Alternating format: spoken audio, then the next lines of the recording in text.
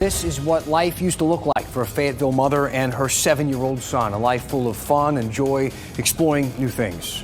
Today, his mother holds on to his photograph without him by her side after he was shot inside his home in a drive-by shooting. He sadly died days later in the hospital. Only on WRAL, Gilbert Bays sat down with Myra Gibbs, who shared the beautiful love of her son. Well, I remember very clearly coming out to this house to cover this story. You can see the bullet hole is still here, and so is the pain that the mother is feeling in the loss of her 7-year-old son. What do you miss most about your son?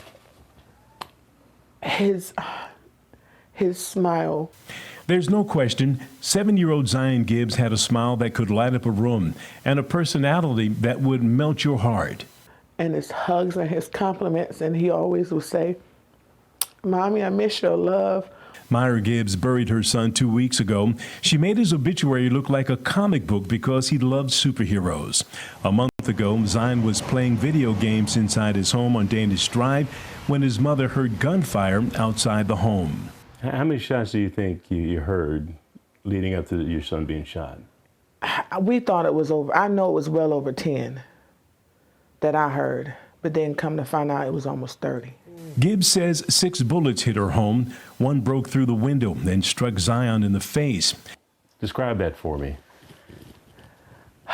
From being a mom to screaming to trying to administer help to my child, where I'm in disbelief that there's a hole in his face.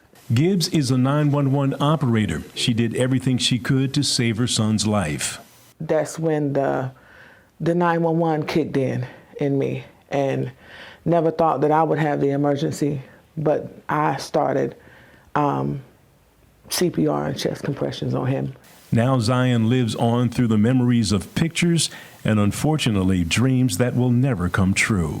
When you look at his death certificate, he'll never have a spouse. It'll be forever blank.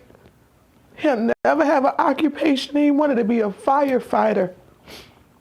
He'll never wear this uniform.